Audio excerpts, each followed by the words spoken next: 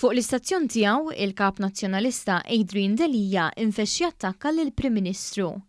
Lill-Prim Ministru Robert Abela li f'dawn l-aħħar xhur fit-tmum tal-pajjiż kulħadd iqis li kellu magħmudija tan-nar, Delija qal li għaddilu l-honeymoon u m'għamel xejn.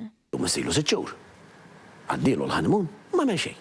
L-ewwel 6 xhur ta' tmexxija ta' Robert Abela kienu karatterizzati mill-pandemija fejn il-gvern irnexxielu jsalva mal-100,000 impjieg u żamm lin-negozji lesti għal dan iż-żmien meta reġgħet bdiet iddur ir-rota.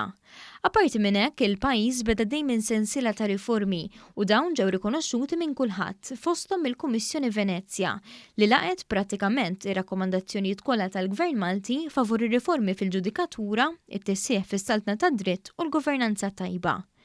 Materja oħra li anki l-Kummissjoni Venezja notat b'mod pożittiv hija dwar il-proċess ta' għażla ta' Kummissarju tal-Pulizija li ma ġiex magħżul mill-Prim Ministru, iżda l-proċess ta' għażla skatta wara sejħa pubblika mill-Kummissjoni Indipendenti għas-Servizz Pubbliku. Iżda Delija baqa' jkun negattiv u quddiem l-Amministrar eċċellenti fis-saħħa tul l-imxija Delija wkoll kritika lill-Gvern. Il-ħaniżrijiet ta' dal-Gvern anke meta tidħol is-saħħa tal-poplu tagħna. Lejn l-aħħar tal-intervista Delija qal ukoll li l-Partit Nazzjonalista dejjem emmen f'pajjiżna. Għal snin il-Partit Nazzjonalista emmen f'Malta.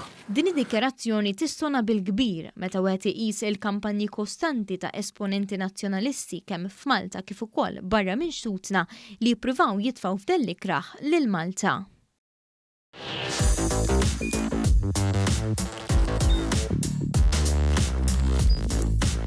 Idħol fuq one.com.mt u hemmhekk tista' tara l-programmi kollha li jxandru fuq One permezz ta' One Play.